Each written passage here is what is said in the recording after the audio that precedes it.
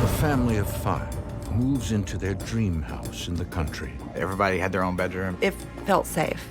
and soon encounters paranormal activity. What begins with footsteps and imaginary friends Something was there.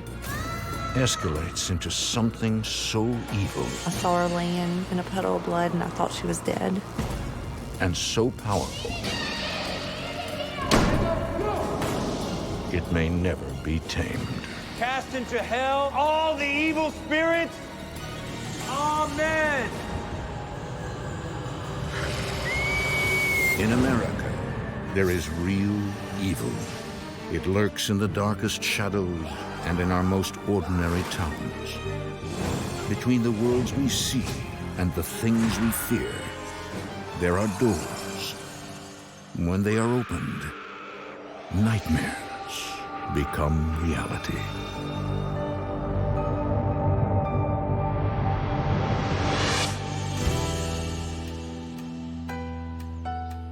Brookville, Ohio is a farming community on the outskirts of Dayton. It's one of those everyone knows your business sort of places.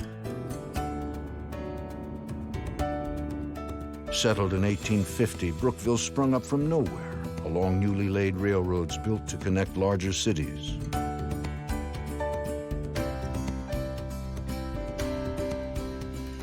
I grew up in the country. It was safe, fun, big yards, close-knit community, and that's what I wanted for my children. Hey, come on, let's get in here. Get in there, little tiger. In the fall of 2008, Alicia Kane and her husband Scott We got quite a haul. moved their family from Sioux Falls, South Dakota, to rural Brookville. When we saw this house, we knew that it was going to be perfect. Everything kind of reminded us of where we lived at before, and we kind of fell in love with the place right off the bat. Did you scare them? Oh, gosh. Mac is 15. What about you? Do people think you're a witch?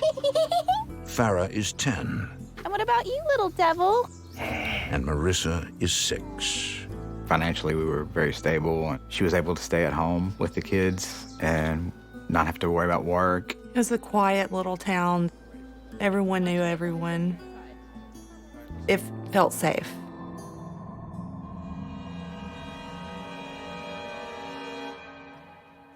Inside, the 4-bedroom house feels spacious and open. look at this.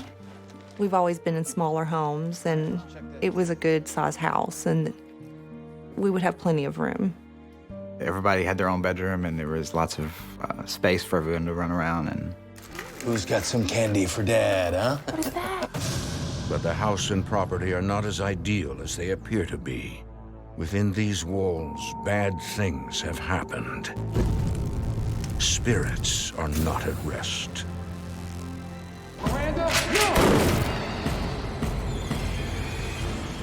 By March of 2009, the family has settled in. Scott's job as a corporate auditor often takes him away from home, leaving Alicia to tend to the kids and household duties. At that time, my husband was staying out of town a lot. all I wanted to do was be there with them, and all they wanted was for me to be there with them, and it was pretty difficult. Sometimes I spend 2 weeks at a time away from home and come home on the weekend and then go right back. It was really hard on all of us.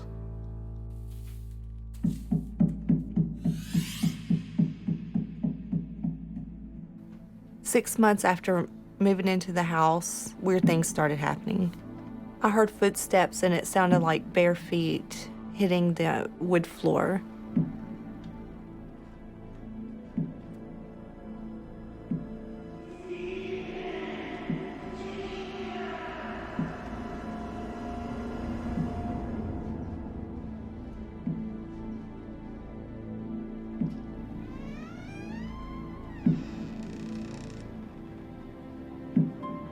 I just had this eerie feeling.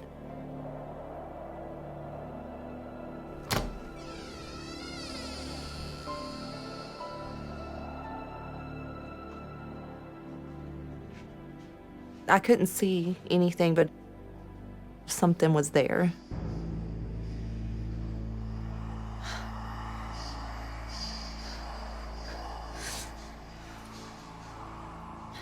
All of a sudden, I heard footsteps. They were getting closer and closer.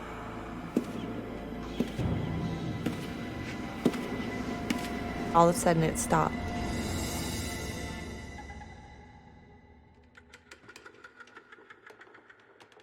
Mac?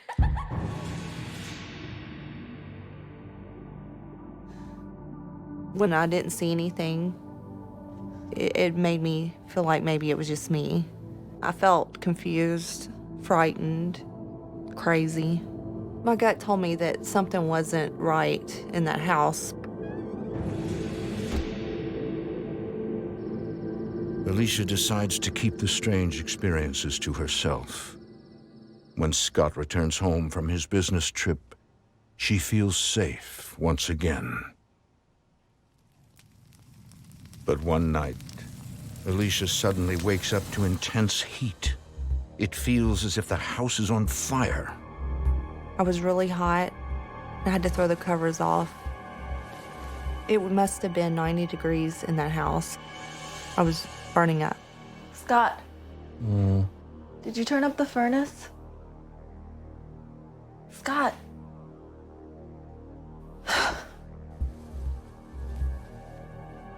At first, I thought maybe the children had turned the heat all the way up. But the thermostat has not been touched. So I went to go check the furnace.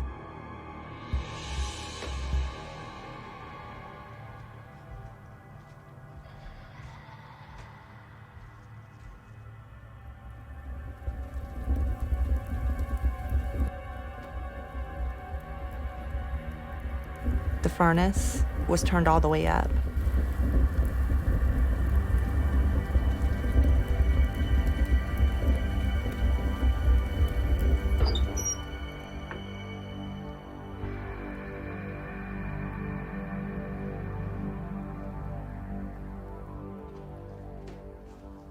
I knew it was weird that there was nothing to explain it, but I just kind of let it go. One afternoon, Alicia hears something out of the ordinary. What's your brother's name? It sounds as if her daughter Marissa is having a conversation. I have a brother too. His name is Mac. I noticed that she was talking to somebody that wasn't there.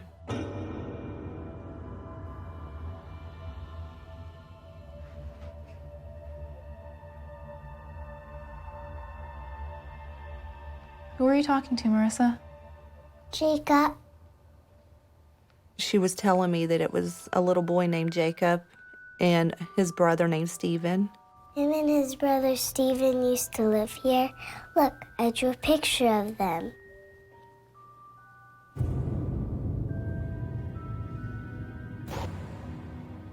Why are they wearing masks?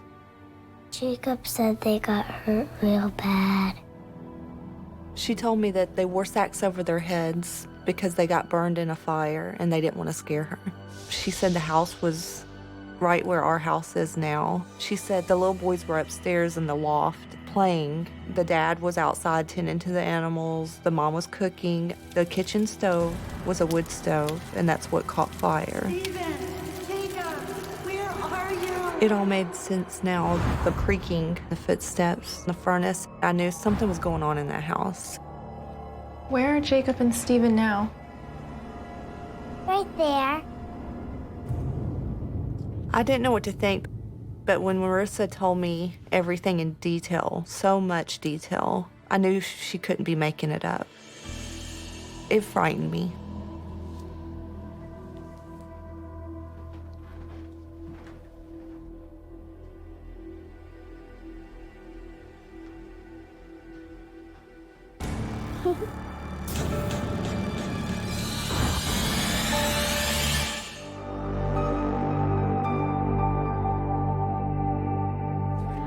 In the fall of 2008, the Kane family, Alicia, Scott, and their 3 children, move into a house in Brookville, Ohio. At first, all is well, until a few months later when Alicia begins to suspect their home is haunted. Wherever she goes, Alicia feels as if something or someone is taunting her.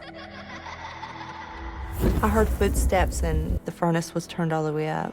I felt uneasy about the house, what was going on, but I didn't know what to do about it.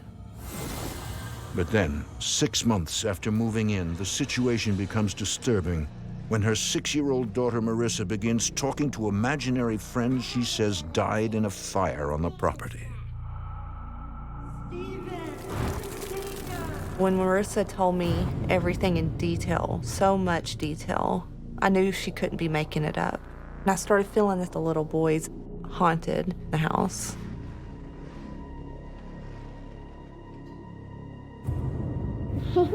My gut told me that something wasn't right. I just wanted answers. Alicia has not said a word to her husband, Scott. I decided not to tell Scott because he was out of town working a lot. Instead, she takes matters into her own hands and does some research at the local historic society. I was hoping to find answers of the owners, who lived there, who's died there, anything I could think of. What Alicia discovers rattles her to her core. Factual evidence to back up her daughter's story. I found out there was a home on the property in 1865 and that it had burned down, so that confirmed what Marissa had told me. In that moment, I knew something was going on in that house. The records offer nothing more about the house or its inhabitants, but Alicia believes her daughter's new friends were burned alive on their land. It made me feel very frightened. I wasn't scared of ghosts, but I was scared of the unknown.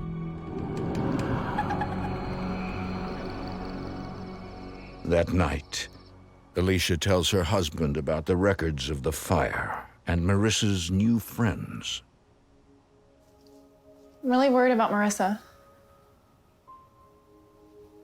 What if they're not imaginary friends?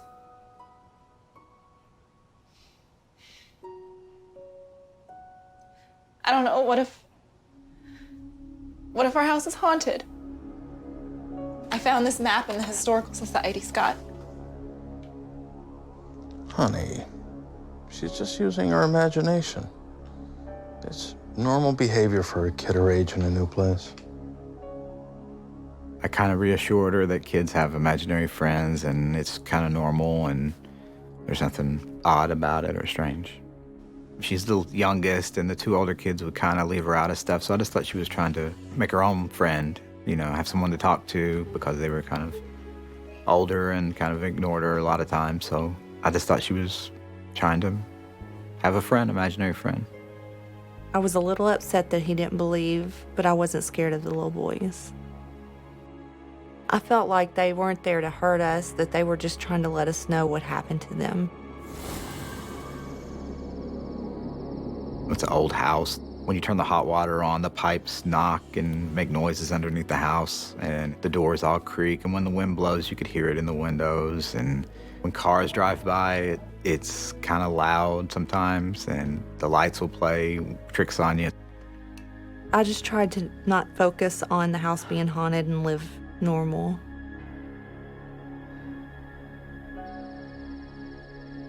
Then, a few weeks later,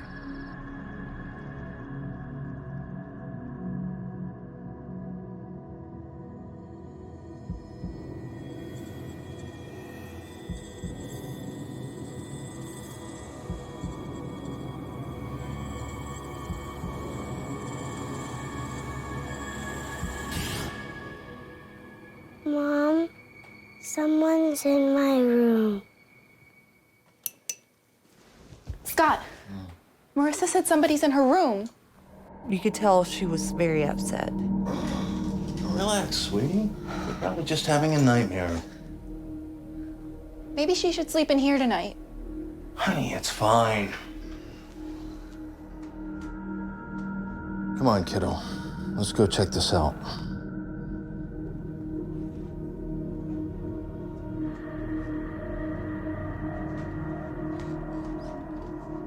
That made me feel uneasy, very uneasy. I didn't like it that my child was upset and scared. Go ahead. Go on, jump up there.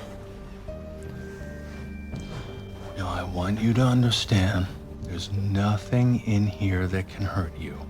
Okay? Okay. I think me trying to protect them, I was trying not to scare them, but I think that might have backfired a little bit because then they were saying, you know, Dad doesn't believe me or doesn't trust me. I love you.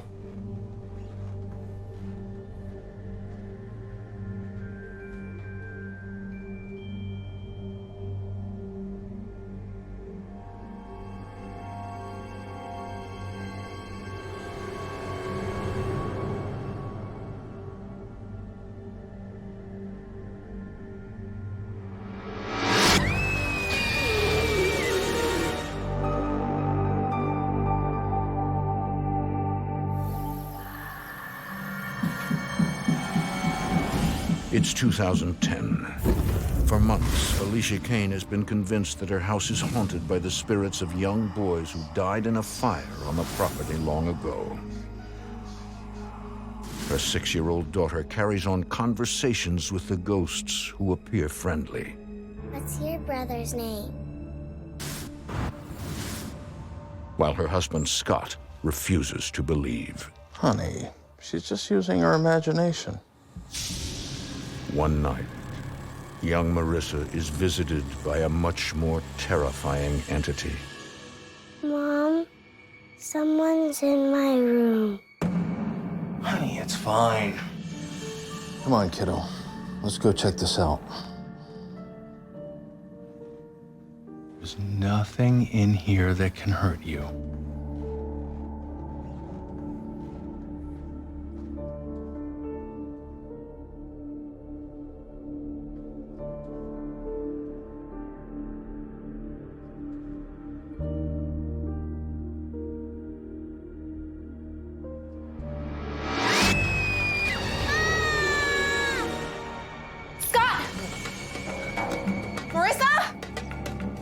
All of a sudden, we heard this terrifying scream. She said she saw a woman in her room. She said the woman's dress was torn and she was bleeding. It was very real to her. I had never seen her that scared before. It's okay. What happened? Nothing. Marissa's older siblings, Mac and Farah, are concerned about their sister. I knew something was definitely strange going on. But Scott still isn't ready to accept that his house is haunted. Scott thought that because we were talking about the little boys, it stirred up Marissa's imagination. Come on. She can stay in our room tonight. I knew 100% that my house was haunted. I was starting to think that there was more to it, not just the little boy ghost. Over the next few weeks, everyone in the family is on edge. Even Scott feels the tension. I started noticing that the kids were a little more skittish in certain areas of the house, and the girls wanted to start sharing a room together. They didn't want to sleep alone. And so we moved Marissa out of her room into Farah's room. The whole kind of vibe of the house had started to change. We were all walking on eggshells. We didn't know what to do. We were all very scared. But with Scott working out of town much of the time, it's Alicia who must cope with what her husband still denies. That something sinister inhabits her home. I wasn't sure what was going to happen next.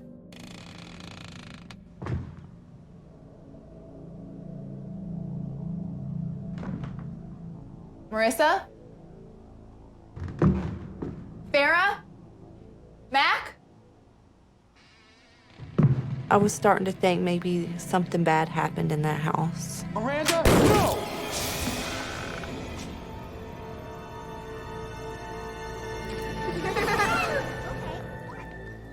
Didn't you guys hear me calling? Sorry. As soon as I went upstairs, I seen him laughing and having a good time, and I was so relieved. Where'd you get these? I'm the John. I started paying more attention to the kids and keeping them more close to me. They almost fit you. Hey, Mom, come look at this.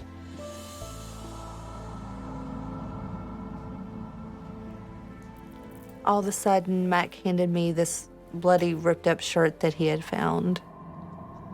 It had been placed in the eave of the attic. Give me that. Kids, go downstairs. But Mom, Now.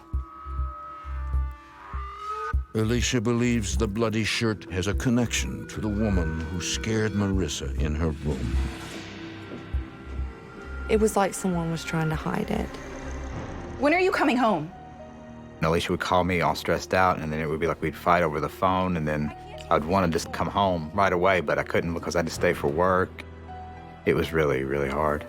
Something is in this house. Scott still didn't want to believe it. I was all alone, dealing with a stressful situation. All right.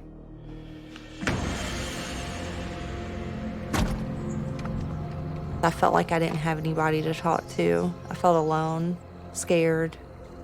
I didn't know what to do. I decided to talk to my neighbors to see if they knew anything that had happened in that house. Excuse me. Do you know if anything strange ever happened in my house?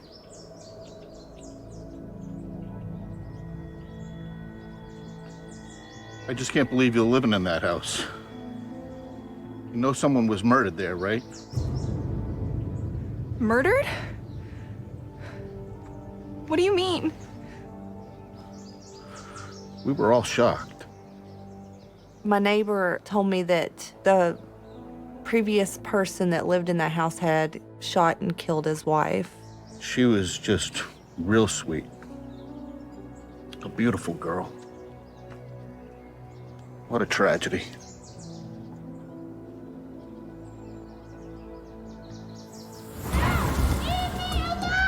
According to local newspapers, the murder took place in the early 1980s. Where are you gonna go, Miranda? Where are you gonna go? You have nothing without me. You understand me?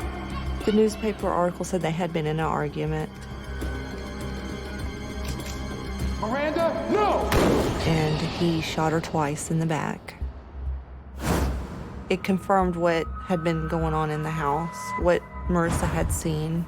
It's when I realized that the house was really haunted.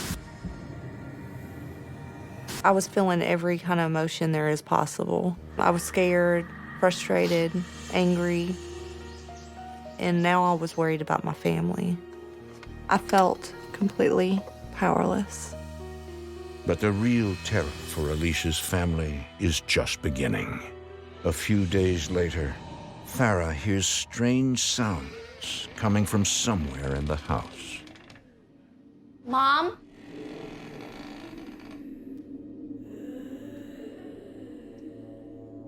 Mom?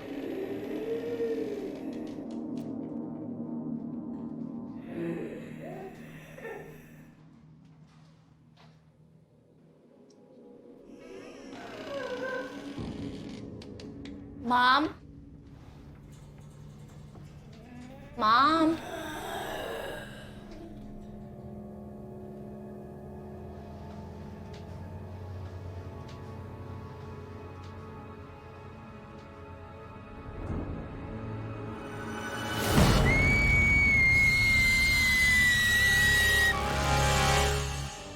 For more haunting, visit destinationamerica.com.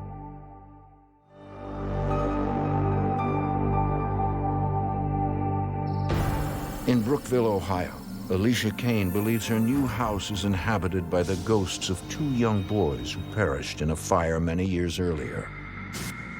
After thinking about it, I realized that the boys weren't trying to hurt us. But the haunting intensifies when Alicia learns a woman was murdered in her house. Miranda, no! Mom? Now, the murdered woman's spirit begins targeting Farah, Alicia's oldest daughter.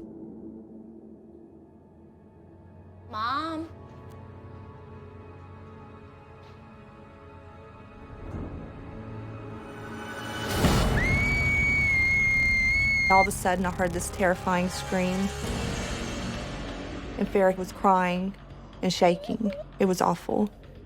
What happened? I saw her, Mom. I saw her. She said she heard creaking come from the bathroom, and she saw a bloody woman. She was bloody all over. She had blood coming from her eyes. I tried to calm her down, but it was really hard. She was really freaking out. The way Farrah described it, it seemed as if it was the same woman that Marissa had seen. Alicia is devastated. It all made sense now, the clothes that Mac found and what Marissa saw. I was absolutely terrified. It was now targeting my kids, and I didn't know what to do. Alicia feels betrayed because no one told her a murder took place in her home. I was scared, frustrated, angry that no one told us what happened in the home, and now I was worried about my family. I went to go get the clothes that Mac had found. I threw them in the fire, and I thought it would get rid of everything that's happened. I just wanted it to all go away.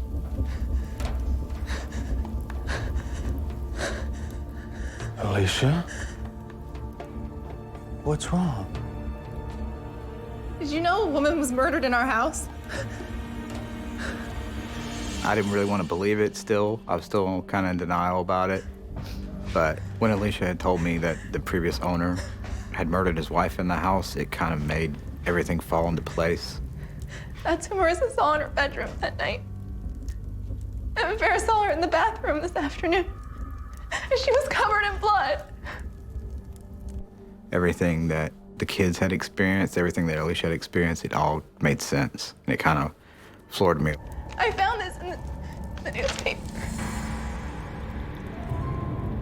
It was, it was staring us right in the face. I'm so sorry. I didn't believe you. The evidence overwhelms Scott. He finally believes the house is haunted and accepts the idea that his family needs help. I knew that she was pretty much at her wit's end, and we needed to find somebody to help us. She was going to fall apart, the kids were going to fall apart, everything was just going to go south from there if we didn't get help. We knew that we had to find somebody to help us. We couldn't do it on our own. A mutual friend helped us find the Foremans from Living Dead Paranormal.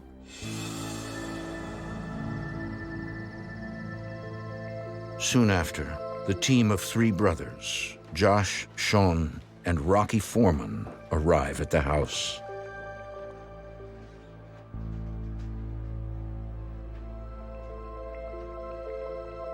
The Kane children spend the night with a friend to ensure their safety. On this particular case, we started up on the 2nd floor because it was one of the areas when we were doing the walkthrough, you got the heaviness on your chest, and it was also the area that the family was having most of their experiences.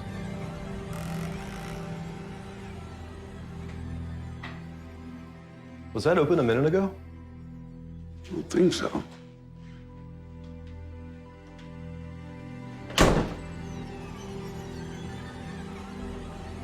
Let's go check out the attic. Okay.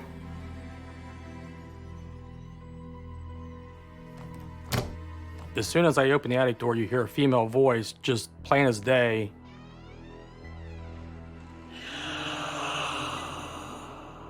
It was real drawn out. She goes, "No." It was like she was standing right there with us. At that point, part of you says, get the hell out of the house. But Josh feels a sense of responsibility to the family. Overcoming his fear, he and Rocky proceed with the investigation.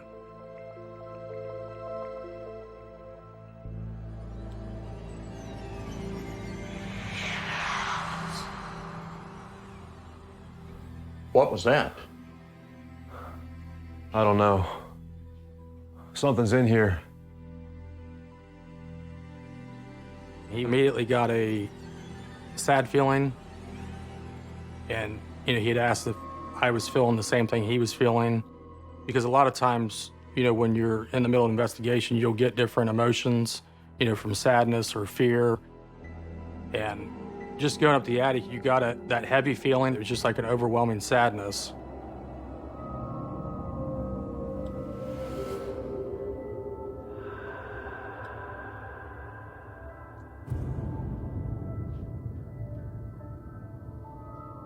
Are you here with us now?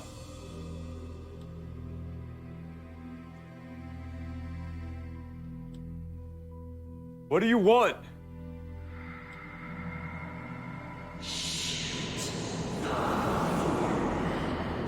What do you want from us?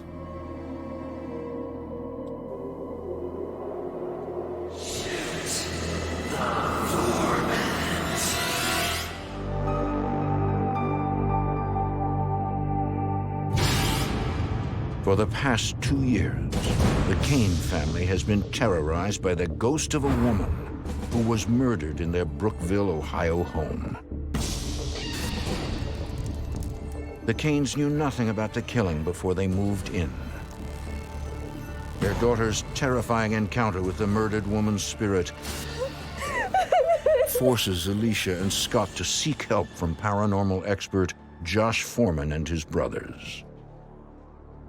Honestly, I really didn't know if it was gonna work or not. I didn't know what to think about the whole thing. While investigating in the attic, Josh and Rocky make contact with the murdered woman. Are you here with us now? What do you want?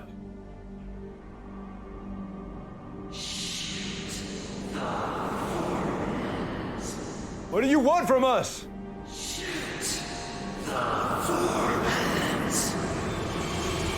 We heard a female voice, plain as day again, like she was standing right there with us, said, "Shoot the Foremans." When you actually get an EVP, knowing that it's your last name is really uneasy. We've investigated a lot of homes, and we've never ran into anything that was this aggressive. It was definitely eerie to get something that clear. It really validated for us that, whatever was in this house is linked to the murder. We need to pick it up a notch and do whatever we could do to help this family. Josh breaks the news to Alicia and Scott.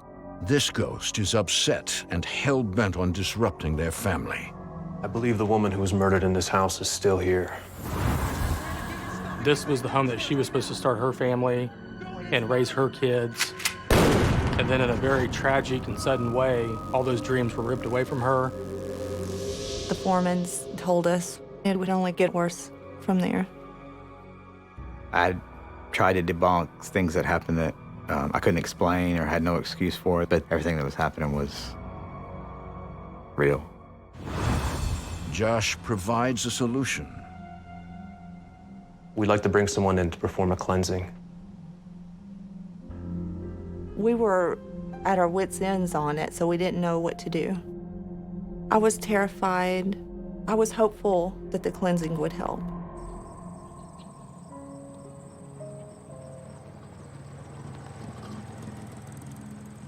Father Alan Dersham arrives at the Kane house prepared to confront an angry, restless spirit. He's a special kind of priest with many tools at his disposal. He's what's called an eclectic priest. I follow many different religions to combat the spiritual world. As soon as I got to the property, I felt an immediate, strong, dark presence. I know it didn't want me there. Thank you for coming. Yeah. Something was very hostile. It was almost like it was wanting me to get back in my car and leave.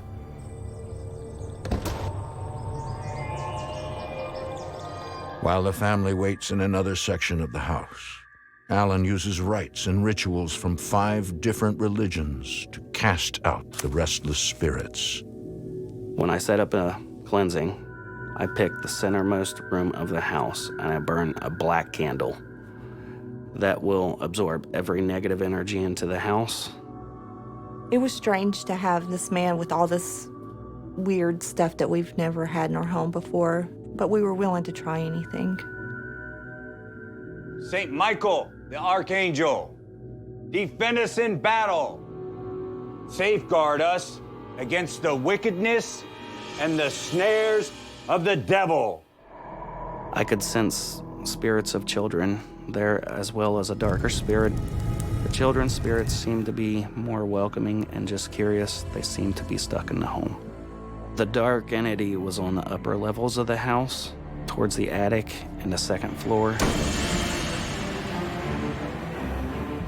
The darker spirit in the home was very angry, and you could tell it definitely didn't want me there. I'm at battle with the spiritual realm for this family. By the power of God, cast into hell Satan and all the evil spirits who prowl about this world seeking the ruin of souls. My goal is to get rid of it. Nothing's going to steer me from that goal. Amen.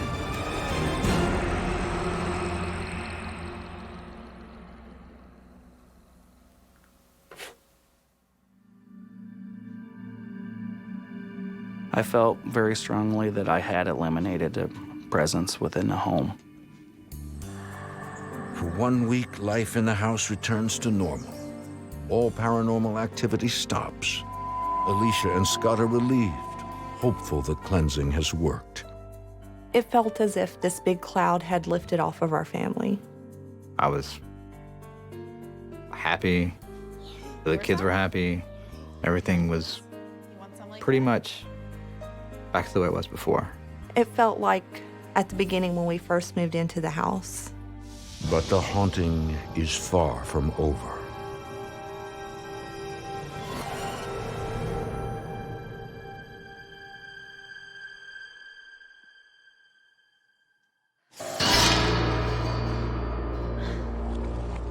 I started feeling this burning on my leg. I was very terrified. All of a sudden, I looked down and saw blood on the bathroom floor. I followed the trail down the hall.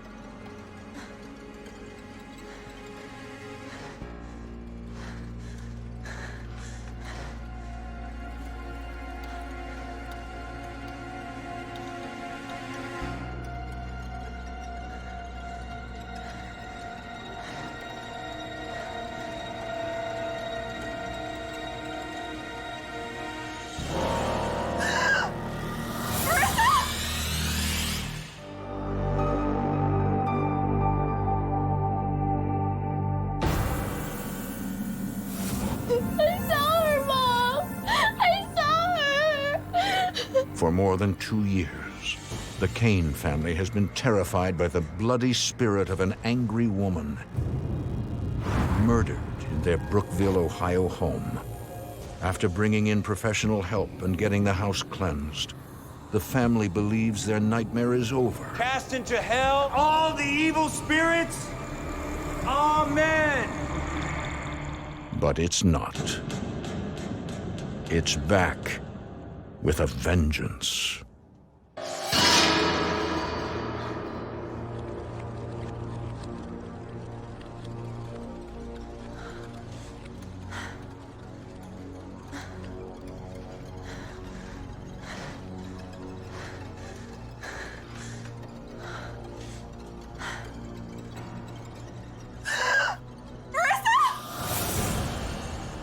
I saw her laying in a puddle of blood and I thought she was dead.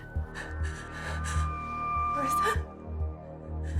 Marissa? Marissa? She woke up and she didn't know what had happened. It looked like she had had a nosebleed, but it wasn't a normal nosebleed. What happened? This was my baby, and it terrified me. Alicia rushes Marissa to the doctor, who explains it's just a bad nosebleed. Alicia believes it's something more sinister. It was too much blood. Realizing that ghosts could touch you or harm you was absolutely terrifying. I tried to protect my kids, but how can I protect my kids when I can't even protect myself? I felt like it was only going to get worse. This is the last straw for the Kane family. To feel safer, we all decided to start sleeping in the living room so we could all be closer together. We felt we could keep a better eye on the kids. There was so much stuff happening that we couldn't even keep up with it. It was just too much. The family decides to move out as soon as possible, but for financial reasons, they have no idea when that will be. We are currently trying to get out of the house. It has been a burden on all of us to not be able to just leave the house. We're financially stuck, but we are saving to get out as quickly as possible. Me and Alicia decided that was it. We weren't going to take all the stuff anymore. We weren't going to go through everything again. We're trying to ignore all the other stuff that goes on and just concentrate on getting out of there. I had to go and have that talk with my kids again, that we got to be strong. Dad, what if the ghost comes in here? Paranormal investigator Josh Foreman plans a formal exorcism of the house once the Kane family moves. He hopes to make it safe for future inhabitants. Personally, for me, I was devastated to hear that the activity came back because we had tried everything that we knew from the different experiences we've had over the last 10 years of investigating the paranormal. But there is a chance that whatever they do, the spirits may never be driven from the property. It needs to be something more in your face that's really gonna push this thing. It's really time for us to think outside the box. My only hope is whatever this is doesn't follow them, and they can be at peace finally. One thing is certain, the Kane family will be forever haunted by the experience. I was definitely a skeptic. I didn't really believe in paranormal. No, I really don't know what to tell people. I wouldn't wish anybody to go through anything like that. It's horrible. It's not fun and games. It's really rough. It's not what I was intending for my children at all. It hurts a lot. It feels like I'm not protecting my family the way I should. I hope and I pray that my kids can get over this. I feel very lucky we have survived.